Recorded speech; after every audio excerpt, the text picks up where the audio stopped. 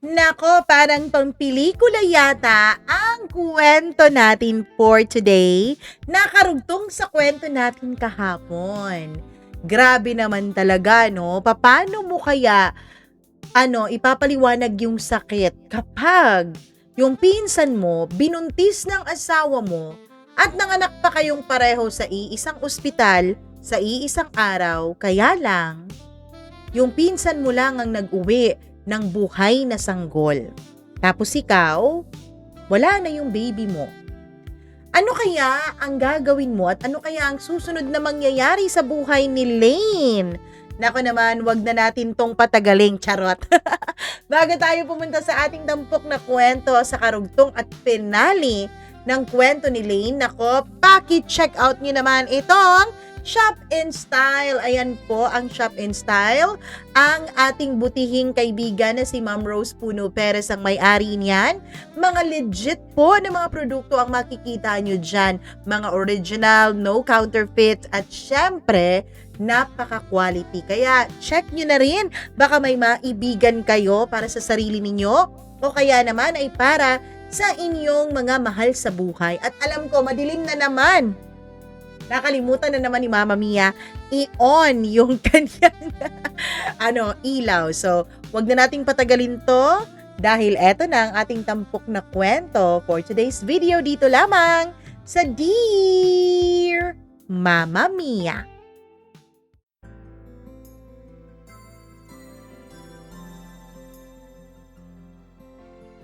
May mga sugat pa lang hindi talaga naghihilom. Natatakpan lang, kaya akala mo wala na. At kapag akala mong okay ka na, bigla na lang ulit dudugo ito sa pinakaordinaryong araw. Ganon ang nangyari sa akin, Mama Mia. Halos 1 taon matapos mamatay ang anak namin ng asawa ko, akala ng lahat ay okay na ako. Nakakapasok na ulit ako sa school. Nakakatawa na minsan. Nakakapag-post na ulit ng pictures kasama ng anak ko. Nakakapag-birthday na ulit. Nakakapag-Pasko na. Sa paningin ng ibang tao, parang naka-move on na nga ako. Pero ang hindi nila alam, araw-araw ko pa ring binubuhat yung sakit. Tahimik lang. Palihim lang. Mas naging tahimik ako kumpara dati. Dati madaldal ako sa faculty room. Ako yung laging may baong kwento. Mahilig akong tumawa. Mahilig akong mang-asar. Pero pagkatapos ng lahat ng nangyari, parang may malaking parte ng personality ko ang nawala. Minsan habang nagkakatuwaan ng mga co-teachers ko, nakangiti ako sa labas pero lutang ang isip ko sa loob. Bigla ko na lang maaalala yung ospital, yung ward, yung iyak ng baby nila, yung kabaong ng anak ko. At parang may hahatak agad pababa sa akin.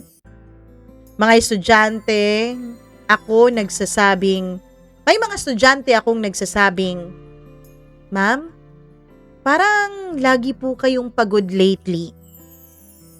Hindi nila alam na tama sila. Pagod na talaga ako. Hindi lang katawan ko, kundi pati puso, pati isip ko. Yung klase ng pagod na kahit matulog ka ng 1 buong linggo, hindi pa rin mawawala.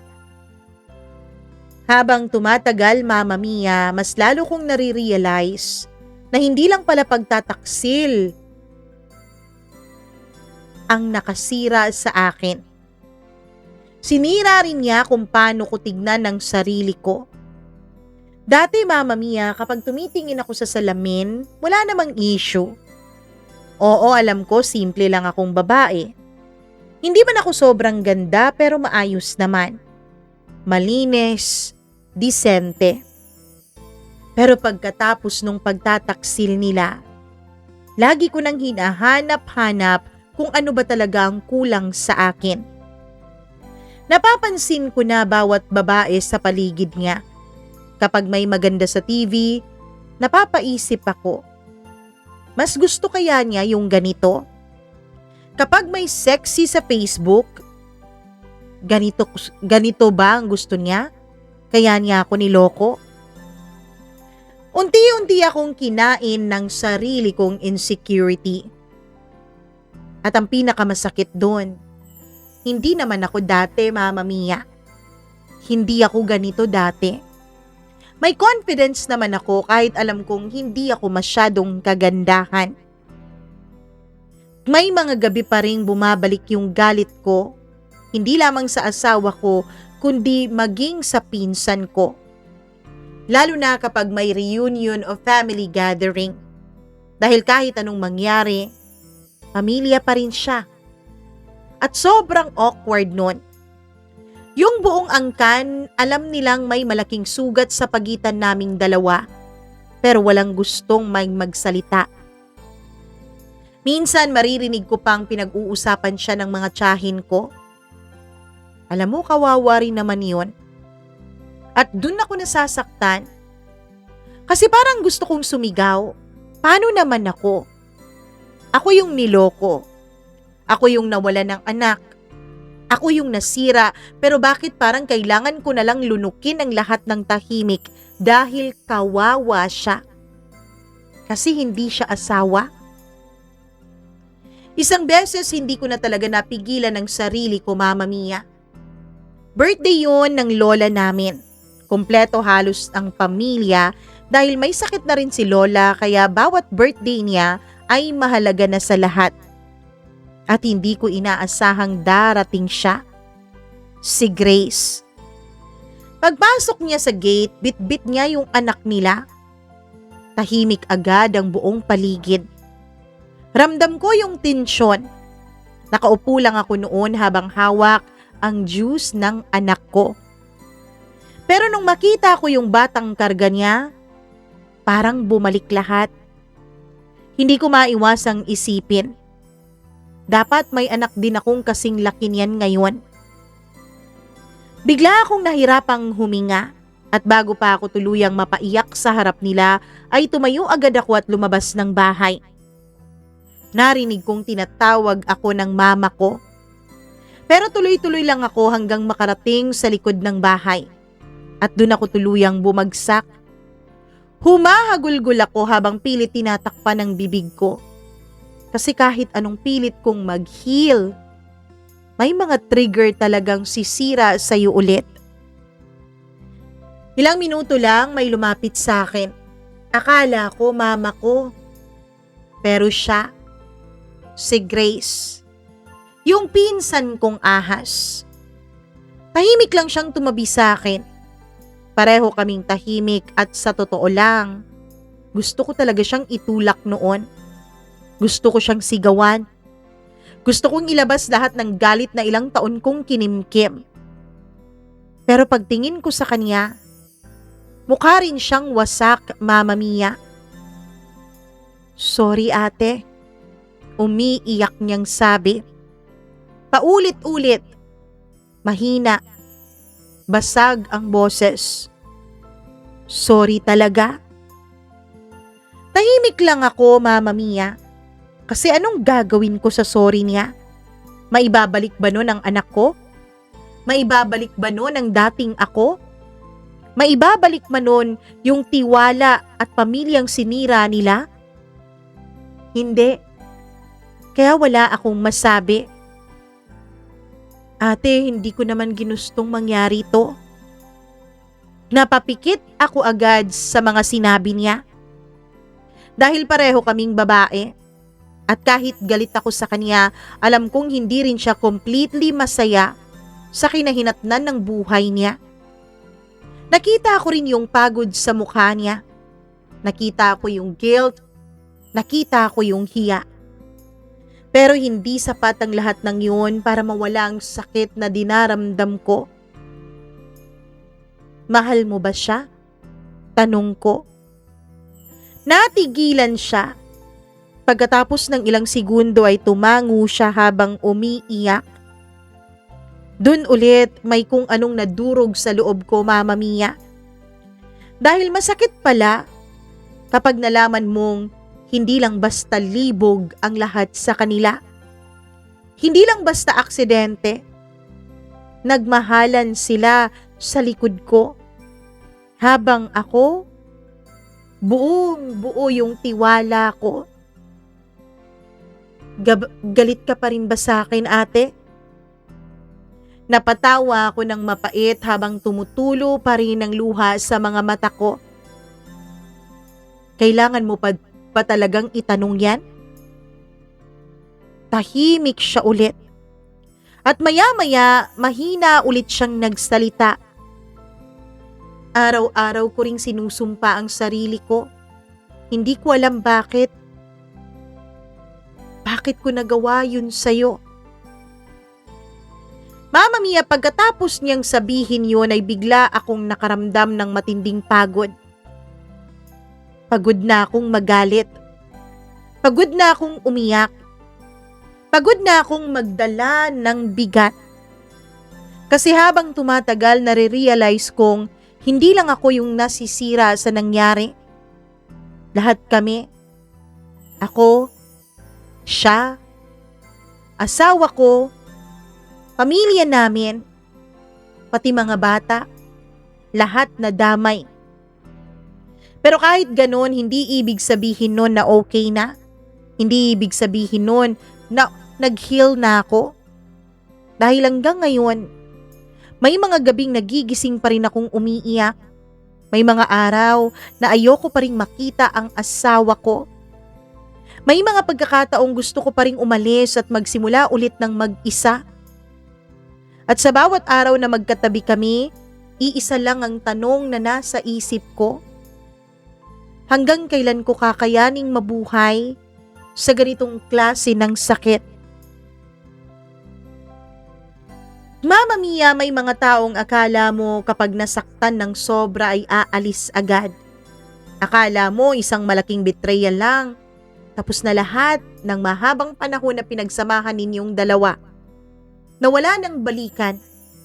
Wala nang usapan. Pero nung ako na yung nasa sitwasyon na yon, doon ko naintindihan kung bakit may mga babaeng nananatili kahit durug na sila. Hindi naman dahil mahina sila, hindi din dahil tanga sila, kundi dahil minsan mas komplikado ang buhay kaysa sa mga advices na madali namang sabihin ng ibang tao, lalo pa kung hindi pa nila nararanasan ito. Naku, kung ako yan, hiniwalayan ko na agad, matagal na. Ilang beses kong narinig iyon mula sa ibang tao. Minsan sa kapitbahay, minsan sa katrabaho, at minsan kahit sa social media. At sa totoo lang, Mama Mia, naiinggit ako sa mga taong ganun kasigurado sa desisyon nila. Kasi ako, araw-araw akong naguguluhan. May araw nagigising akong galit na galit. Yung tipong gusto ko na lang mag-impake at umalis. O yung tipong gusto kong manakit at gusto kong iparamdam sa kanila ang lahat ng sakit na naranasan ko. Pero may mga gabing kapag nakikita kong natutulog ang anak namin habang katabi kaming dalawa ng asawa ko, natatakot akong sirain palalo ang pamilya namin para sa anak ko. Hindi ko talaga alam noon kung alin ba ang tama, yung manatili o yung tuluyan ng umalis. Isang gabi habang naglalaba ako sa likod bahay, biglang nawala ng kuryente. Tahimik yung buong paligid. Tanging huni lang ng kuliglig at tunog ng tubig mula sa gripo ang maririnig mo. Habang pinipiga ko yung damit ng anak ko, bigla akong napaupo sa maliit na bangko. Pagod na pagod ako noon. Hindi naman dahil sa paglalaba. Actually, hindi naman physical na pagod ang nararamdaman ko. Ang pakiramdam ko noon, kahit kaluluwa ko ay pagod na rin. Maya-maya, naramdaman kong may lumapit. Ang asawa ko. Tahimik lang siyang umupo sa tabi ko. Pareho kaming walang imik. hanggang sa siya ang unang nagsalita. Alam mo ba, mahal, hindi ko alam kung paano ka haharapin araw-araw. Napatawa ako ng mahina. Ang totoo niyan, hindi naman kita alam kung paano titigan pa, Joseph.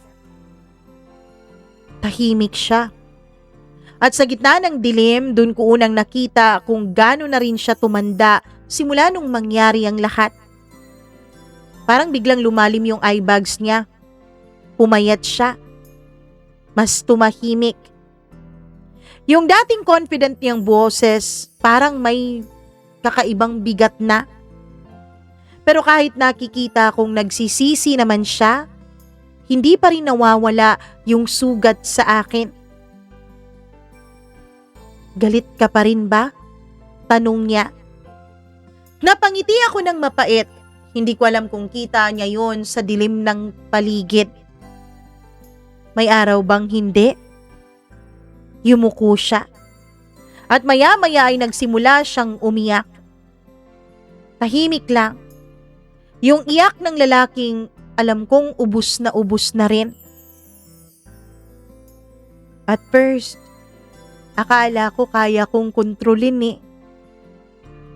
At first, dahil lalaki ako at may pangangailangan, akala ko hanggang dun lang, hanggang lihim lang. Basag niyang sabi. Ang totoo niyan, hindi ko alam kung paano lumala. Hindi ako nagsalita, Mama Mia, kasi alam ko sa sarili ko. Gusto kong marinig ang mga paliwanag niya. Pero alam ko rin sa sarili ko na kahit marinig ko pa lahat ng paliwanag sa mundo, hindi pa rin nun mababago ang mga nangyari. Hindi pa rin nun mababawasan ni katiting ang sakit na aking naramdaman. Alam mo, nung una, naakit lang naman ako sa kanya dahil lagi kang wala. Huminga siya ng malalim hanggang sa hindi ko na namalayan. Nasanay na rin pala siyang nandyan ako at nasanay na rin pala ako. Nakaniig siya. Pakiramdam ko, Mama Mia, may humawak ulit sa puso ko dahil yun yung klase ng katotohanang masakit na masakit marinig. Hindi yung instant iyong pagtataksil. Yung unti-unti nilang pinili. Araw-araw. Paulit-ulit. At ako, Joseph, kailan mo ako tinigilang piliin? Mahina akong tanong na siyang nagpatingin sa kanya sa akin. Bigla siyang napaiyak lalo. Pero ako, parang wala na akong mailuluha pa. Parang lampas na ako sa iyak. Kasi minsan may level ng sakit na manhid ka na lang. Hindi kita tinigilang mahalin, Lane. Napapikit ako, Mama Mia. Dahil minsan yun pa yung pinakaayaw mong marinig. Kasi paano nasasabi ng isang tao na minamahal ka niya pero kaya ka pala niyang wasakin ng ganun katindi? Paano naging pagmamahal yun, ha, Mama Mia? Makalipas ng ilang araw, bumalik ulit ako sa school. At dun ko lalong naramdaman kung gaano talaga ako nagbago. Dati excited akong magturo. Mahilig akong gumawa ng kung ano-anong visual arts at visual aids. Mahilig akong sumali sa kung ano-anong programs. Mahilig akong mag-volunteer na mag-committee sa lahat ng mga programa sa eskwelahan. Pero ngayon, ginagawa ko na lang ang trabaho ko dahil kailangan. Minsan habang nagsusulat ako sa blackboard, bigla na lang akong matutulala. May mga estudyante akong lalapit pagkatapos ng klase at tatanungin ako kung okay lang ba ako. Ngumingiti lang ako lagi. Natuto akong magkunwaring okay. Kasi nakakapagod ding magpaliwanag. Hanggang sa may isang co-teacher ako noon na mas matanda sa akin. Tahimik lang siyang tao pero napaka-observant niya. Isang hapon habang nasa faculty room kami, lumapit siya sa akin. Alam mo, Lane, hindi ka pa healed. Nagulat ako. Hindi ko alam kung anong isasagot ko. Umiti siya ng malungkot. Makikita sa mga mata mo eh. At doon ako biglang napaiyak, Mama Mia. Hindi malakas. Yung tahimik lang habang nakayuko. Kasi sa dami ng taong nagsasabing maging matatag ako, siya lang yung unang nagsabing hindi pa pala talaga ako okay. Lane, hindi mo kailangang pilitin ang sarili mong magpatawad agad. Sabi niya habang inaabot sa akin yung tissue. Ang trauma, hindi yan nawawala dahil lang gusto ng ibang tao o dahil lang mahal mo yung nanakit sa'yo. Tumango lang ako habang umiiyak, Mama Mia. At sa unang pagkakataon matapos ang mahabang panahon, parang may nakaintindi rin sa bigat na pasan-pasan ko. Mama Mia, dun niya na ikwento sa akin na maging siya ay naranasan din ang mga naranasan ko. Mas matindi pa nga yung sa kanya.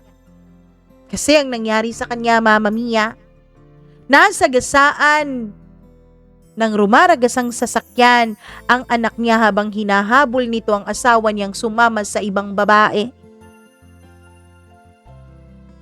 Doon ko napagtanto, oo nga't masyadong masakit ang naranasan ko. Pero may mga tao pala talaga na mas masakit pa ang pinagdaanan kesa sa akin.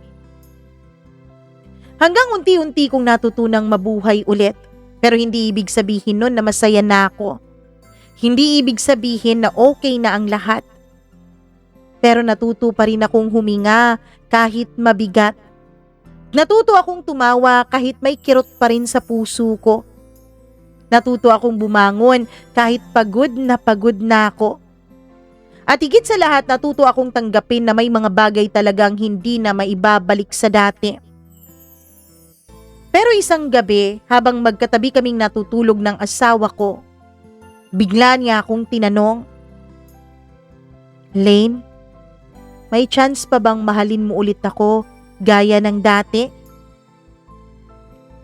Matagal akong hindi nakasagot. Nakatingin lang ako sa kisame habang nakikinig sa mahinang tunog ng mga bagay-bagay at kuliglig sa paligid. Hanggang sa mahina akong nagsalita. Joseph, ang totoo hindi ko alam kung sino ka. Pagkatapos kong sabihin yon, narinig ko na naman ang tahimik niyang paghikbi sa dilim.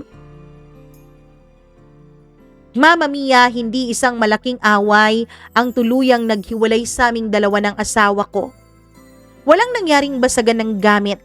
Walang sigawan, walang mga eksenang katulad ng sa pelikula. Sa totoo lang, mas masakit pa nga dahil sobrang tahimik. Dahan-dahan kaming naubos. Hanggang sa isang araw, pareho na lang kaming napagod. Ang totoo, matagal ko ring namang nilaban yung pagsasama namin. Kahit wasak na yung tiwala ko. Kahit gabi-gabi akong umiiyak. Kahit pakiramdam ko nalulunod na ako sa sarili kong lungkot, pinilit ko pa rin naman. Nakisama pa rin naman ako sa kanya ng mahigit 1 taon. Para sa anak namin. Para sa pamilya namin. Para sa mga pangakong binitawan namin noon sa harap ng simbahan. Para sa mga magulang ko at mga magulang niya na laging sinasabi na subukan namin. Pilitin naming mag-workout para sa aming anak, para sa aming kasal. Pero habang tumatagal, mas lalo kong nare-realize na kahit anong pilit mo pala, hindi sapat ang pagmamahal kapag wala ka ng nararamdamang kalayaan. Nagsimula yung desisyon ko sa isang simpleng gabi. Walang espesyal na nangyari. Nasa sala lang kami. Tulala ako habang nanonood ng TV pero hindi ko naman talaga naiintindihan yung pinapanood ko. Habang siya nasa gilid, tahimik na nagsiselfone. Hanggang sa bigla ko na lang naisip, ganito na lang ba talaga habang buhay? Magkasama nga pero malungkot naman. Magkatabi nga pero parang malayo pa rin naman sa isa't isa. Buhay nga pero parang wala namang kabuhay-buhay. At dun ako unang natakot para sa sarili ko at para sa anak ko. Kasi pakiramdam ko habang pinipilit kong iligtas yung pamilya namin, ako naman yung unti-unting nawawala. At makiramdam ko, Mama Mia, baka tinuturuan ko rin yung anak kong tiisin ang lahat ng panluloko at pananakit sa kanya alang-alang sa salitang pamilya. Napansin ko rin yung anak namin. Minsan habang kumakain kami, tahimik lang siya. Hindi na rin siya katulad ng dati na makulit at madaldal. Isang gabi habang pinapatulog ko siya, bigla na lang siyang nagtanong, "Mama, galit pa rin po ba kayo kay Papa?" Parang humigpit agad ang paghinga ko sa aking dibdib. "Bakit mo naman naisip yan, anak?" Nagkibit balikat siya, pero sumagot, "Parang hindi na po kasi tayo masaya eh. Kayo po, hindi na po masaya." Doon ako tuluyang nadurog. Kasi kahit pilit naming tinatago, kahit pilit naming umakto ng normal sa harap ng anak namin, matatalino pala talaga ang mga bata, Mama Mia. Nararamdaman pala talaga nila kapag may mali sa loob ng kanilang pamilya. At ayokong lumaki siyang iniisip na normal ang ganitong klase ng pagmamahalan. Yung pagmamahalang puno ng sakit, puno ng takot, at puno ng mabigat na katahimikan. Ilang gabi akong hindi makatulog pagkatapos naming mag-usap ng anak ko. Paulit-ulit sa isip ko yung tanong na anong klaseng buhay ba ang gusto kong makita ng anak ko habang lumalaki siya. Dun ko na-realize, Mama Mia, mas mabuting lumaki siyang may dalawang magulang na hiwalay pero payapa, kaysa magkasama nga kami ng ama niya pero wasak naman kami araw-araw. Hindi ko kaagad sinabi sa asawa ko, natakot ako. Hindi dahil baka masaktan na naman ako, kundi dahil alam kong kapag sinabi ko yun, magiging totoo na ang lahat. At kahit gaano kasakit ang pagsasama namin, naaminin ko, Mama Mia, may parte pa rin sa akin na minamahal pa rin siya ng sobra. May parte pa rin sa akin na nasanay na lagi siyang kasama. Isang madaling araw nagising ako at nadatnan ko siyang tulog sa tabi ko. Tahimik ko lang siyang tinitigan. Yung mukha na minsan ay naging pahinga ko. Yung lalaking pinangarap kong makasama habang buhay dahil naniwala ako. At naniwala ang lahat ng tao sa paligid ko na swerte ako sa kanya. At habang nakatingin ako sa kanya, Mama Mia, dun ko tinanggap sa sarili ko ang isang katotohanan. Mahal na mahal ko pa rin siya. Pero hindi na sapat yung pagmamahal para manatili pa ako sa ganitong sitwasyon. At minsan, Mama Mia, kahit mahal mo pa, kailangan mong umalis para matuto kang mabuhay ulit. Kinabukasan, maaga akong nagkape sa kusina. Tahimik lang ang buong bahay. Narinig ko yung yabag niya pababa ng hagdan. Umupo siya sa tapat ko. At doon na ako bumuelo, Mama Mia. Doon ko na sinabi sa kanya ang buong gabi kong pinag-isipan. Pagod na ako, Joseph. Natigilan siya. Hindi siya agad nagsalita. Hindi ko na kaya to. At unti-unting may namuong mga tubig sa mga mata niya. Anong ibig mong sabihin, Lane? Huminga ako ng malalim. Kahit nanginginig ang kamay ko, pilit kong pinapastedy ang boses ko. Gusto ko nang maghiwalay na tayo ng totoo. Pakiramdam ko noon, bawat salitang lumalabas sa bibig ko ay may kasamang piraso ng puso kong napupunit. Tahimik lang siya. Sobrang tahimik niya. Hanggang sa tumulo rin yung luha sa kanyang mga mata. At sa unang pagkakataon, matapos ang lahat ng nangyari sa amin, pakiramdam ko parang wala na akong naramdamang galit, kundi pagod na lang ang nananatili. Sobrang pagod. May iba ka na ba, Lane? May iba ka na bang mahal? Mahina niyang tanong. Napailing ako agad. Wala. At wala na rin akong balak na magmahal pa ng iba. Wala na akong balak na maranasan ulit yung sakit. Tumingin ako ng diretso sa kanya. Hindi siya makapagsalita. Kaya nagtuloy-tuloy ako. Pero Joseph, kahit walang iba, hindi ko na rin kayang mabuhay ng ganito. Napaiyak siya habang hawak-hawak yung ulo niya, Mama Mia. Eto ba talaga ang gusto mo, Lane? Matagal bago ako sumagot. Dahil lang totoo, hindi ko naman talaga ginusto ang lahat ng to. Wala naman sigurong babae ang gustong masira ang pamilyang binuo niya, 'di ba?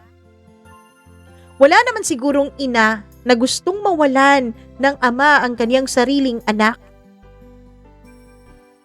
Hindi ko ginustong matulog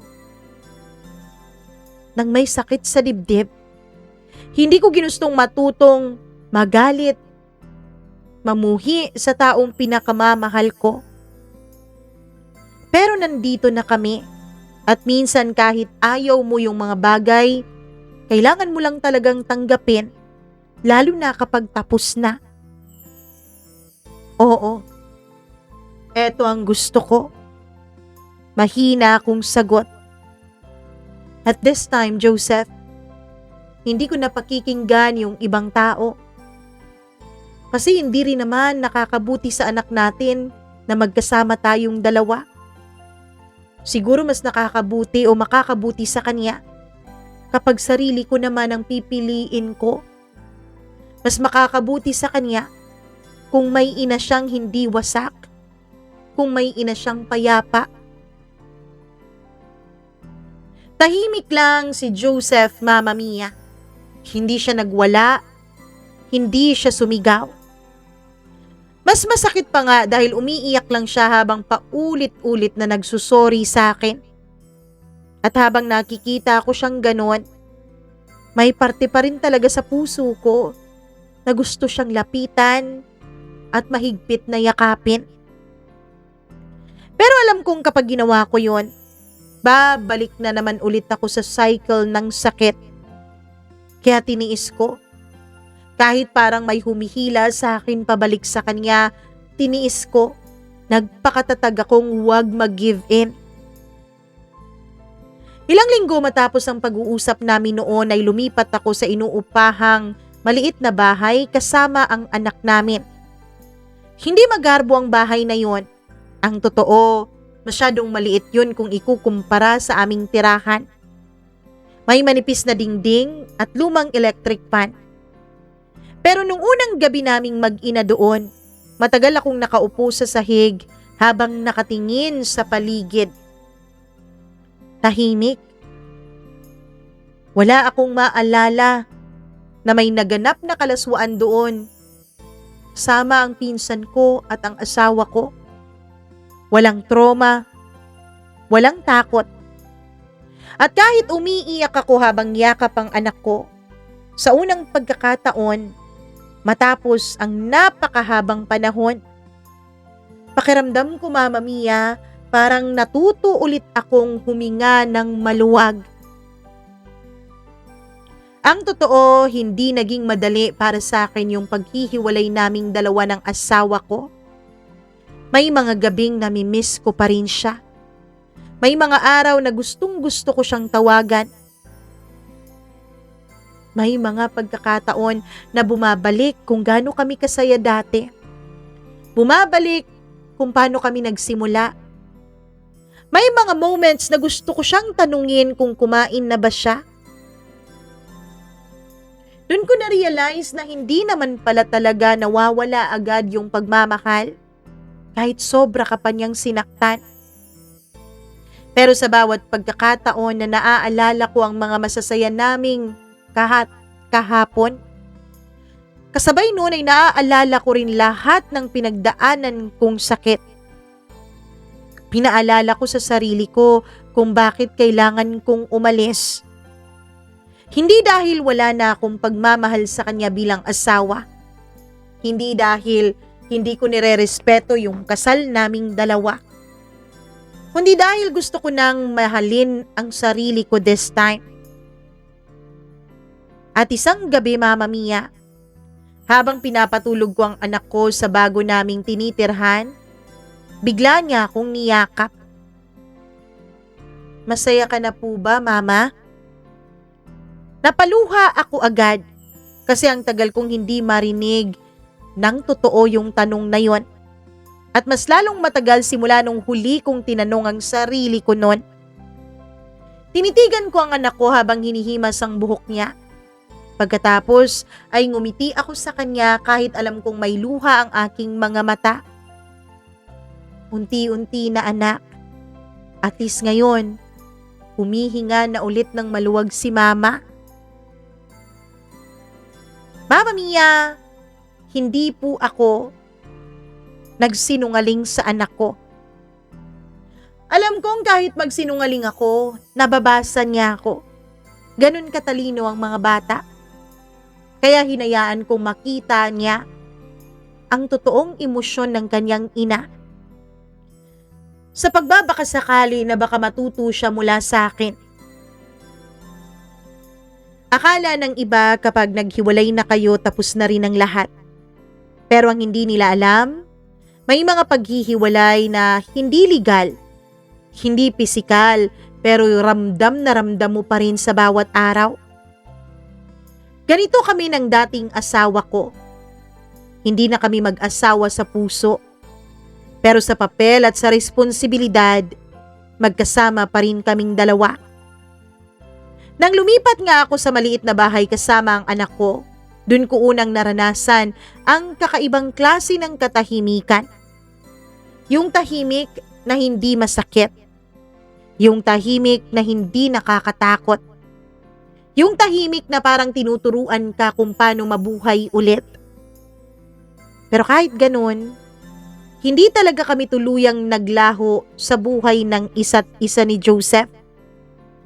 Dahil may anak kami, Mama Mia, at kahit anong gusto kong putulin ang lahat sa aming dalawa, ay may ugat pa rin na pilit na nag-uugnay pa rin sa amin. Naging ganito ang setup namin. Ako sa maliit na bahay, siya naman dun sa lumang bahay na tinitirhan namin. Mama Mia, nung una ang gusto niya, siya na lang daw ang umalis, siya na lang daw ang maghirap na maghanap ng matutuluyan at kami na lang daw ng anak ko ang manatili doon. Pero kumontra ako. Dahil sa bahay na yun, paulit-ulit ko lang maaalala yung sakit. Paulit-ulit ko lang maaalala kung paano nila akong pinagtaksilan dalawa ng pinsan ko. Kaya sa huli, wala siyang nagawa kundi ang hayaan kami ng anak ko ang umalis. Pero halos araw-araw pinupuntahan niya ang anak namin dun sa apartment. Hindi siya pumupunta dun bilang asawa ko, kundi bilang ama na lang sa anak namin. Nagdadala siya ng pagkain, nagbabayad din siya ng kuryente, pati na rin ang upa ng bahay. Sinusundo niya ang anak namin sa school. Oo nga pala, Mama Mia, matapos mamatay ang anak ko, ay nagpalipat na rin pala ako ng destino. Dahil sa naging sitwasyon ko noon ay pumayag naman po yung DepEd. Mama Mia, kapag nagkikita kami ni Joseph ay tahimik lang siya. Parang naglalakad na taong hindi na alam kung saan babawi. At ako, hindi ko na siya tinuturing na asawa. Pero hindi ko rin siya kayang ituring na estranghero. Isang beses habang sinusundo niya ang anak namin ay napansin ko kung paano siya tumingin sa akin. Hindi na yon yung dati niyang tingin. Wala nang sense of ownership. Wala nang pag-asa sa mga mata niya. Parang isang taong alam na niyang hindi na siya mahal pero kailangan pa rin siyang nandyan. At doon ko yung unang inamin sa sarili ko, Mama Mia. Kahit mahal ko siya, hindi ko na rin talaga kaya na makisama pa sa kanya. Hindi dahil galit na ako or galit pa ako. Hindi dahil nasasaktan pa ako. Kundi dahil hindi ko na talaga kilala ang taong to. At ang bersyon niya na ito ay hindi ko kayang makasama ng matagal at hindi ko kayang mahalin ng matagal. Masakit mang aminin yun kasi minsan mas madali pang magalit kaysa sa maging manhid. Kasi kapag galit ka, ibig sabihin may natitira pa, may pag-asa pa. Pero ako, Mama Mia, parang naubos na ako. Pero kahit ganun, hindi naging madali ang paglayo sa kanya emotionally. Minsan kapag may sakit ako, siya pa rin ang unang tatawagan ko. Kapag may problema sa school, siya pa rin ang unang tinatawag ko, lalo na kapag busy ako. Kapag may kailangang ayusin sa apartment, siya pa rin yung nandyan. At dun ko na-realize na hindi pala lahat ng paghihiwalay ay tunay na naghiwalay. May mga taong magkasama pa rin dahil sa mga obligasyon at hindi na dahil sa puso. Hanggang isang araw may nagbago, hindi sa amin kundi sa nakaraan. Isang hapon habang nasa classroom ako at nag-check ng papers ay tumunog ang cellphone ko. Isang unknown number ang tumatawag. Hindi ko sana sasagutin pero sinagot ko pa rin sa huli dahil napaka-persistent. Hello? Tahimik sa kabilang linya. Hanggang sa marinig ko ang boses na hindi ko na inaasahang marinig kahit kailan. Hi ate. Parang biglang bumalik lahat ng ala-alang pilit kong inilibing sa limot. Si Grace, yung pinsan ko, yung pinakamasakit at pinakamasaklap na desisyon ng nakaraan ko. Hindi ako sumagot agad, parang nanigas ang buong katawan ko. Ate, alam kong galit ka pa rin sa akin. Mahina niyang sabi. Sa totoo lang, Mama Mia, hindi naggalit ang naramdaman ko. Wala na akong maramdaman kahit na ano, kundi tanging bigat na lamang. Bakit ka tumatawag? Malamig kong tanong. Ate, hindi ko na kaya. Dun ako natawa ng mahina. Sinadya mo yan. Pinili mo yan. Kaya kung ano man yung pinagdadaanan mo, kayanin mo. Kinaya ko nga, kahit hindi ko naman piniling lokohin Yoko. Pero hindi siya tumigil kahit pinatayan ko na siya ng tawag, Mama Mia. Nagsimula siyang magparamdam. Una text lang. Kamusta ka ate? Sumunod, okay ka ba? Hanggang sa lumala. Pwede ba tayong mag-usap? Namimiss kita bilang ikaw ang pinaka-close kong pinsan. At bawat mensahe niya parang binubuksan ulit ang sugat na pinipilit kong tahiin. Pasara. Isang gabi habang hinahain ko ang pagkain ng anak ko ay biglang may binanggit ang aking anak. Mama, alam mo ba si Tita Grace? Natigilan ako. Bakit anak? Anong meron sa Tita Grace mo? Sabi ko nung nakabawi ako. Tumawag po siya kay Daddy nung sinundo ako ni Daddy kahapon. Parang biglang nanlamig ang katawan ko. Hindi ko alam kung bakit, pero bumalik agad ang lahat ng sakit. Yung akala ko okay na, hindi pa pala. Bumalik yung galit, yung trauma, yung takot. Ibig sabihin may communication pa rin sila. Pero pinaalalahanan ko ang sarili ko, Mama Mia. Kung ano man ang namamagitan sa kanila, dapat wala na akong pakialam pa. Kasi tapos naman na kami, 'di ba? Oo nga't hindi pa kami hiwalay sa papel, pero matagal nang hiwalay ang mga puso namin.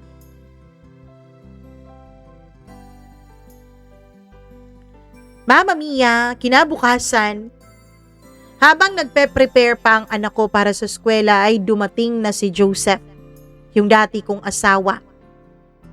Hindi ko napigilan ang sarili ko at hinarap ko siya. Sabi ng anak natin, tumawag daw sa'yo si Grace kahapon. Tahimik siya. Hindi siya sumagot agad at dun alam ko na yung totoo. Hindi ko naman sinagot ng maayos, sabi niya. Wala naman akong pakialam kung meron pa kayong koneksyon dalawa. Pero sana wag naman sa harap ng bata.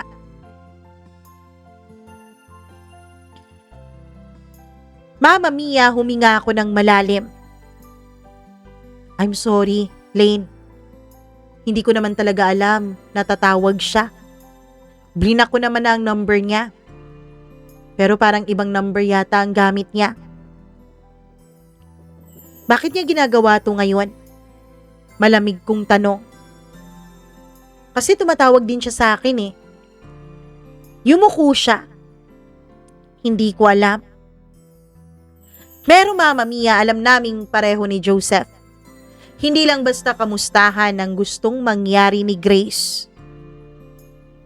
Hindi ko alam kung ano. Kung may gusto siyang balikan o may gusto siyang buhayin. At dun nakaramdam ulit ako ng galit. Nakaramdam ulit ako ng kaba. Hindi para sa kanya kundi para sa sarili ko. Kasi akala ko okay na ako. Akala ko wala na akong pakialam kung sakali mang silang dalawa ay magkabalikan. Pero isang simpleng tawag lang pala. Gumalaw ulit. Lahat ng memorya na pilit kong tinatago at binabaon. Well, kahit anong gawin ninyong dalawa, wala na akong pakialam. Tapos na rin naman tayo, Joseph. Ang pakiusap ko, huwag niyo lang sanang idamay ang anak ko. Tumingin sa akin si Joseph. Sa mga mata niya nakita ko ulit yung pagmamahal na hindi ko alam nung mga panahon na yun kung para ba sa akin o para na kay Grace. Hindi ko naman siya pipiliin, Lane. Sabi ko naman sa'yo, ikaw ang mahal ko. At isa lang siyang pagkakamali sa buhay ko. Mama Mia, sasagot pa sana ako pero biglang dumating ang anak namin. Tara na! Masayang sabi niya sa kanyang ama. Nagpaalam silang dalawa sa akin. Ako naman ay tahimik na tumango. Niyakap ang anak ko at hinalikan siya. Mag-ingat ka sa school, anak, ha? Pagkatapos nun, Mama Mia, ay kinuha ko yung cellphone ko. Tinext ko yung number na ginagamit ni Grace. Huwag mo na akong balikan. Huwag mo na akong guluhin.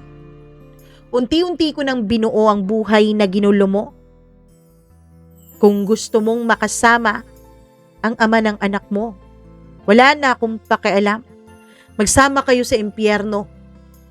Pero huwag niyong idadamay ang anak ko.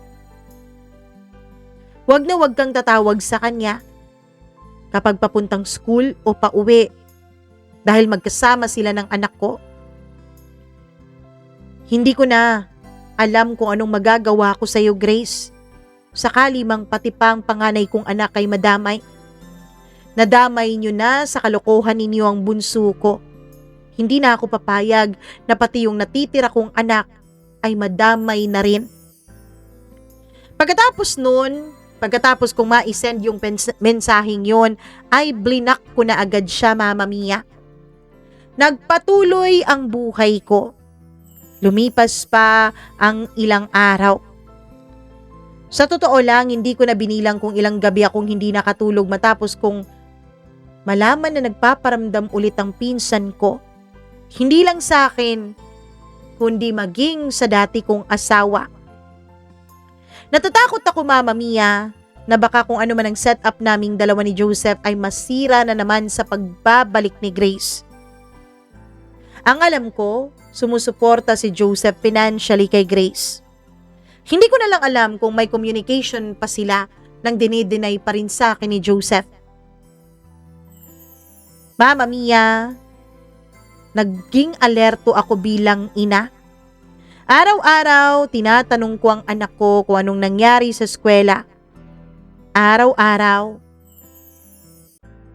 inoobserbahan ko siya kung may nagbago ba sa kanya. Pero wala naman. Mga 2 buwan ang lumipas matapos nung kumontak ulit sa akin si Grace. Habang ako ay nagtuturo sa classroom ay may isang estudyanteng dumating. Hindi ko estudyante ng isang co-teacher ko. Ma'am Lane, sabi ng principal, may naghahanap daw po sa inyo. Ang ginawa ko ay iniwanan ko na lang muna ng activity ang klase ko. Pagkatapos ay pumunta ako sa principal dahil alam ko na kapag siyang nagpatawag ay urgent talaga. Pagdating ko dun, Mama Mia, ay nakita ko ang kapatid ni Grace. Anong ginagawa mo dito? Ate Lane, huwag mo na akong tawaging ate. Sorry, ate. Sorry, alam kong nagkamali sa'yo si Ate Grace. Pero kapatid ko siya eh. Hindi ko siya pwedeng pabayaan. Hindi ko naman sinasabing pabayaan mo siya. Ang sinasabi ko, pabayaan niyo ko. Ate, pwede bang dalawin mo si Ate Grace? Dalawin? Bakit? Nakakulong ba siya? Yumuko siya, Mama Mia. Mas masahol pa dun, ate. Mama Mia, ewan ko, pero bigla akong kinabahan ng todo. Bigla akong nag-alala kay Grace. Hindi ko maintindihan ang sarili ko. Sadya ba talagang tanga ako o mabait lang akong tao? Siguro nakita ng pinsan ko ang pag-aalala sa mukha ko. At dun niya sinabi sa akin ang lahat. May breast cancer si Ate Grace, ate. End stage na. Hindi na kaya ng opera o ng chemotherapy. Ang gusto sana niya ay makausap ka niya. Kayong dalawa ni Kuya Joseph. Hindi ako makapagsalita. Tinitigan lang niya ako para bang hinihintay ang sagot ko. Alam ko, ate, malaking pagkakamali at pagkakasala ang ginawa sa iyo ni Ate Grace. Pero ate, mawawala na ang ate ko. Pwede bang kahit sa huling sandali, dalawin mo siya? Kausapin mo siya? Hindi pa rin ako nagsasalita. Hanggang sa siguro nawalan na siya ng pag-asa na sasagutin ko siya. Kaya sinabi niya na nasa bahay daw nila si Grace.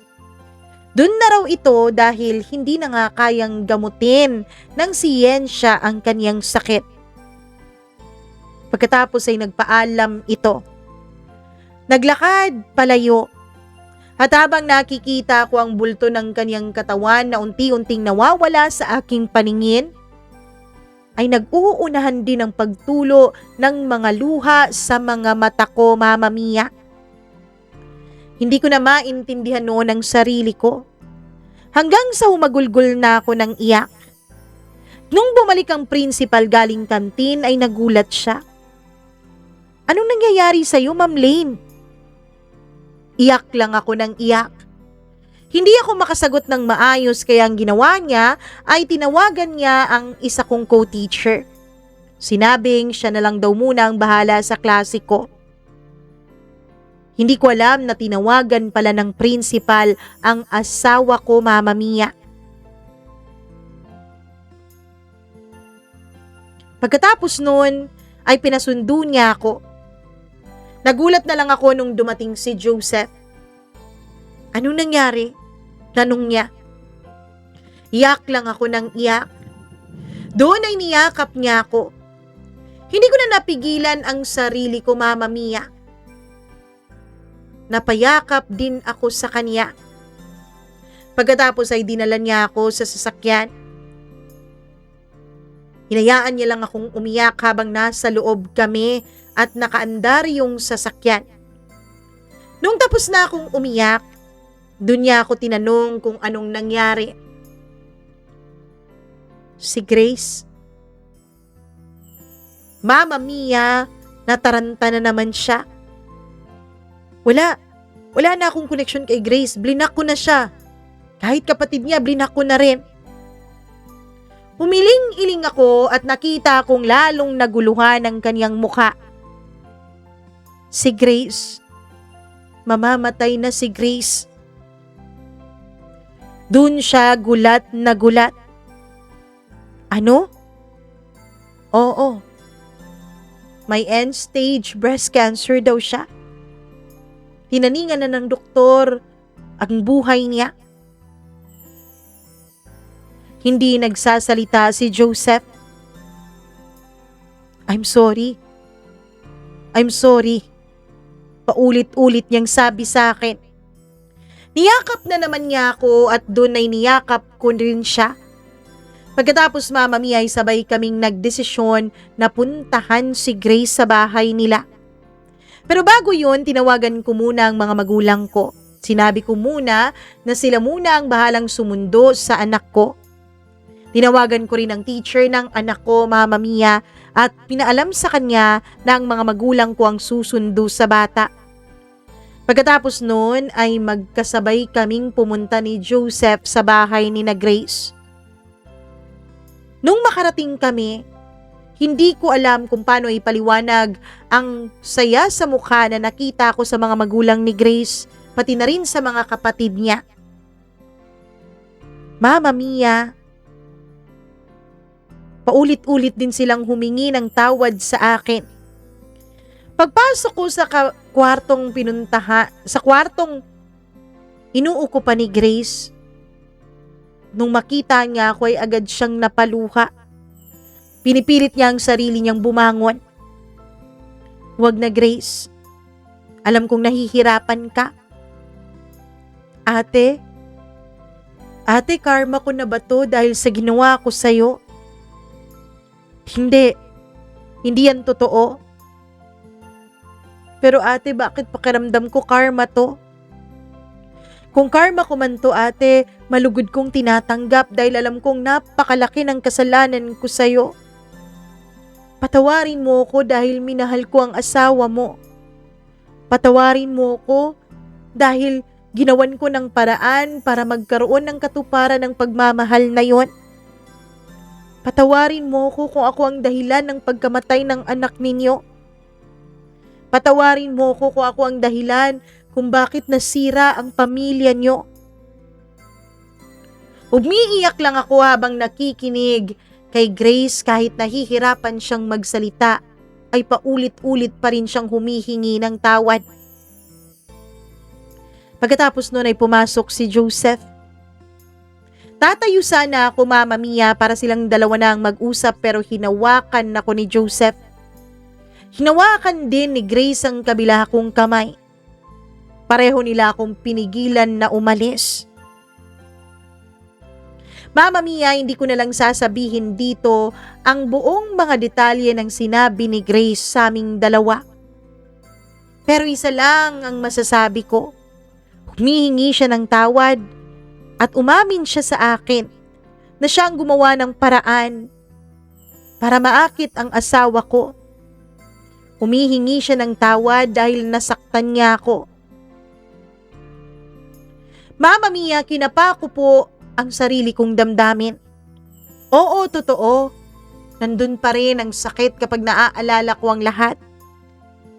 Pero seeing Grace in that situation, parang nalunod lahat ng galit na nararamdaman ko sa kanya. Pagkatapos naming mag-usap, wala pang 3 oras, ay sumigaw na ang kapatid ni Grace. Nangisay na lang bigla si Grace, Mama Mia. At nung dalhin namin siya sa ospital, gamit ang sasakyan ni Joseph, ay hindi na po siya umabot. Nag-cardiac arrest siya, Mama Mia. At dun natapos ang buhay niya. Habang nasa burol kami ni Grace, ang mga magulang niya ay paulit-ulit na humihingi ng tawad sa akin. Inamin daw sa kanila ni Grace na kasalanan niya ang lahat. Mama Mia, ang huling kahilingan ni Grace, sana mabuo niya ulit yung pamilyang kanyang winasak. Pero hindi ganun kadali. Hindi naman dahil inamin ni Grace ang kanyang pagkakasala, absuelto na sa lahat ng kasalanan ang asawa kong si Joseph. Tao pa rin naman siya, may sariling utak, may sariling desisyon. At desisyon pa rin niyang pumatol. Kahit pa sabihin natin na si Grace ang nag-initiate, pero siya pa rin ay pumatol. Mama Mia, pagkatapos ng libing ni Grace ay mas naging paulit-ulit ang pagbisita ni Joseph sa amin. Hanggang sa isang araw, inaya niya ang anak kong mag-picnic. Ang anak ko naman ay ayaw pumayag hanggat hindi ako kasama. Kaya napilitan akong sumama, Mama Mia. Pero pagdating ko doon, nandun ang anak ko, pati na rin ang anak ni Grace at ni Joseph. Nung makita ko yung bata, awa ang naramdaman ko. Nawala yung mga masasakit na alaala, nawala yung alaala ng sarili kong anak na hindi man lang naranasang mabuhay sa mundo. Tanging awa para sa bata ang naramdaman ko. Una, dahil hindi naman niya pinili ang ipanganak sa maling pagkakataon at dahil sa maling relasyon. Hindi naman niya kasalanan yon. Wala siyang kasalanan. Kaya hindi siya dapat nagdudusa. Mama Mia, nung tignan ko ang bata, ay bigla nitong inabot ang mga kamay niya sa akin. Magtatatlong taon na po siya nung mga panahon na yon. Mami Lane, tawag niya sa akin. Nagulat kaming pareho ni Joseph. Bakit Mami ang tawag sa akin ng anak ni Grace? At doon ko napag-alaman, Mama Mia, na pinapakita pala ni Grace ang mga larawan ko sa anak niya. Pinapakilala pala niya ako bilang Mami Lane ng bata. Mama Mia, hindi ko na po isasalaysay kung paano kami naging okay ulit ni Joseph. At oo, naging okay ulit kami. Hindi man biglaan, hindi man agad-agad, pero unti-unti. Nagsimula sa pa-travel-travel, pabakasyon-bakasyon at pa-picnic-picnic, pagsisimba, pagmumoling. Hanggang sa isang araw, bigla na lang naming naramdaman ni Joseph ang matinding pagmamahal at pangangailangan sa isa't isa.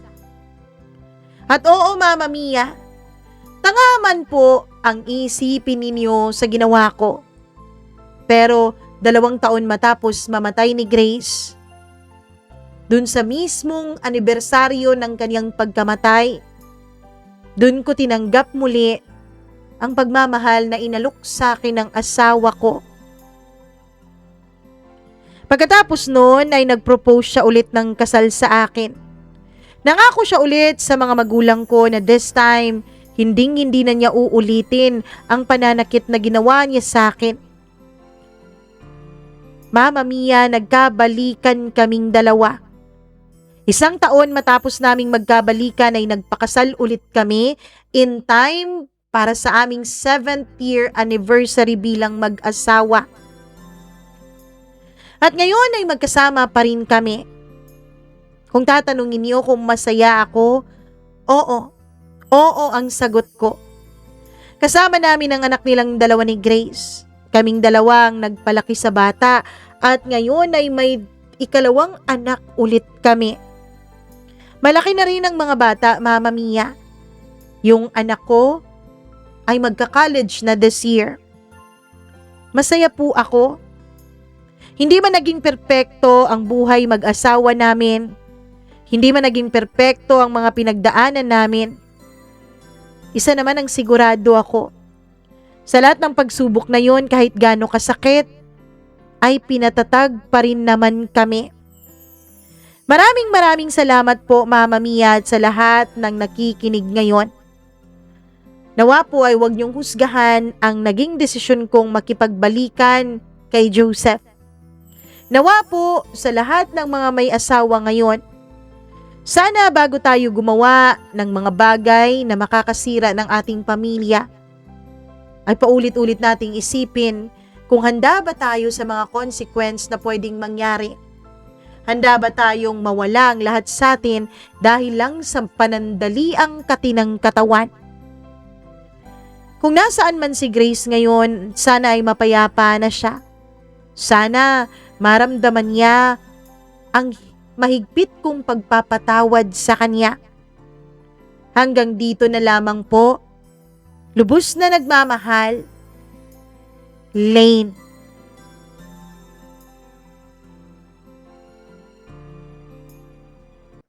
Ay, grabe. Kala ko pa naman na ang ending nito ay talagang hiwalay, ganun. Pero nagkaroon ng plot twist at nagkaroon ng pagbabalikan. Well, kanya-kanya talaga tayo ng daan, kanya-kanya tayo ng mga pagsubok, kanya-kanya tayo ng mga sakit, kanya-kanya tayo in short ng cruise na kailangan nating bit-bitin. Nagkataon lang siguro na yun yung cruise na kailangan bit-bitin ng ating sender na si Lane. Alam nyo naman talaga ang aking stand when it comes to third party, when it comes to pagtataksil, panloloko, 'di ba? Hindi madali po ang maloko, talaga yun. Kung hindi nyo po naranasan, nako, wag nyo po sanang maranasan dahil hindi lahat ng tao nakaka-survive sa panloloko. Yung iba naging manloloko din dahil naloko sila. Yung iba naman naging bitter, hindi na nagmahal again. Yung iba naman nawalan ng tiwala sa lahat ng tao at nawalan din ng tiwala maging sa kanilang sarili. So hindi talaga madaling maloko. Kaya sana wag nating ismulin yung mga taong naloko. Wag nating ismulin yung pakiramdam at wag nating pilitin yung iba na magpatawad. Kasi ang pagpapatawad, gaya ng ating letter sender ngayon, kusa pong dumarating. Di ba tignan nyo sa part 1? Paulit-ulit siyang sinabihan ng mga tao sa paligid niya na magsakripisyo ka dahil lahat naman ng lalaki dumadaan sa ganyan, lahat naman ng marriage dumadaan sa ganyan, para sa mga bata, ganun, di ba? Pero hindi niya nagawang magpatawad nun. Ang pagpapatawad ay may sariling space, may sariling time, at hindi mo yun pwedeng ipilit. Hindi mo pwedeng sabihin na, magpatawad ka, Diyos nga nagpapatawad. Kasi iba-iba tayo. Oo, yun ang tamang gawin, ang magpatawad. Kasi totoo naman na habang nag-hold ka sa galit mo, ikaw din yung nasasaktan. Yung galit para pong kutsilyo na ang hinahawakan mo ay yung matulis na part. Habang humihigpit yung hawak mo sa galit, ikaw din yung nasisira at ikaw din yung nasasaktan. Pero kahit paulit-ulit mo yung sabihin sa taong kasalukuyan ay nasasaktan, hindi niya yan maiintindihan fully. Maniwala kayo sa akin, been there than that. Hindi talaga. May nag-comment dun sa dati pang video na parang sinabi niya is dapat maging neutral ako. I would like to take this opportunity para sabihin sa inyo na hindi ako nandito para maging neutral, para maging santo. Nandito ako because I'm also a person at kailangan kong ipahayag yung sarili kong damdamin. Sabi niya, hindi naman daw yung mga DJ nga na iba neutral sila yun. Magkaiba kami. I hope na yung mga nakikinig sa akin, yung mga nanonood sa akin ay maintindihan kung saan ako nanggagaling because I'm also a human being. Hindi ako moderator, hindi ako judge para maging tignan lahat ng ebidensya para maging ganyan, 'di ba? Tao ako na nagbabase sa reaksyon ko dun sa kwento, dun sa kung anong naramdaman ko, at dun sa kung ano ang naranasan ko. Kung ikaw hindi mo pa naranasang pagtaksilan o kung naranasan mo na tapos okay lang ang mental health mo, okay lang ang buong pagkatao mo, napakagaling, good for you. Pero wag mo sanang lahatin kasi hindi lahat pareho ng pinagdaanan at hindi lahat kahit parehong sakit pa yan ng panloloko, pareho ang pagtanggap ng mga tao, iba-iba, okay? Di naman ako galit dun sa nag-comment kasi entitled naman talaga din siya sa kanyang sariling opinion. Bale, nag-explain lang ako ng part ko. Anyways, maraming salamat sa inyong panonood at pakikinig. Please do like and share this video. Napakaganda naman talaga ng kwento ng pagpapatawad. Kung kaya niyong magpatawad, why not? Kung kaya niyong maging masaya ulit kasama ang taong minsan kayong sinaktan, why not? Buhay niyo yan. Nobody has the right to judge you, to judge your choices in life dahil hindi naman sila ang dumanas ng sakit. Hindi naman silang makikisama. Ganun yon. Okay? Bago tayo umalis, mag-hi muna ako sa ating mga suking members. Maraming salamat sa inyong pananatili dito sa ating program. Lalo pa yung mga matagal-tagal na nating members, yung iba mag-iisang taon na. Maraming salamat. Freaky0407, Mila Raduban, Gail Easy, Maureen Tugab, Maria Elena Abes, Macdax, Benson Boyser, Gimaras Girl, Colleen Bueno, Rico Sedanco, Rose Arevalo, Miriam Gutierrez, Marlia Guiana Shane, Christina Aure, Abdullah Wahab, Rosel Mac Dolor, Alpha Garcia, at kay Rosel Espinosa. Maraming salamat sa inyong pagpapamember, sa inyong pagtitiwala at sa inyong pagmamahal. O, diba? Speaking of pagmamahal, hindi lang naman yung mga members natin ang nagmamahal sa atin. Marami po tayong mga mapagmahal na mga viewers na araw-araw nakikinig sa atin. Araw-araw walang mintis, hindi nagsiskip ng ads. Hi ako kay Jennifer Tambis. Hello din kay Christina Season. Maraming salamat sa pakikinig. Kay Merlina Humawan, ayun, maraming salamat. Ana Marie Cancho, Hamda Calido, maraming thank you. Melinda Alim, maraming salamat. Shaira, Sandara Undi, thank you very much. Carla Jane Lieber, tama po ba? Maraming salamat. Or Janelver. Carla Janelver. Di ko na alam. Kasi walang space yung pangalan. Kay Crizel, Joey, maraming salamat. Hi din ako kay Ma'am She Say Wonder Kasambahay. Thank you very much. Kay Itis Venti, maraming salamat sa iyo.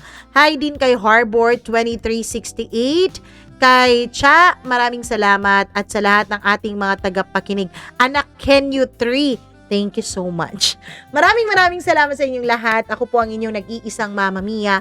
Hanggang sa susunod po nating upload. Mag-ingat po kayo. Mwah! I love you. Bye!